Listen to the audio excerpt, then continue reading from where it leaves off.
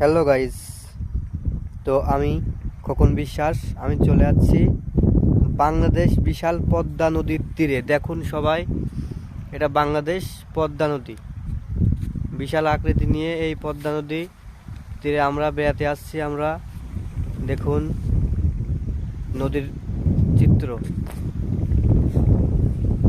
এখানে পদ্মার ইলিশ হয়, এখানে এই নদীতে।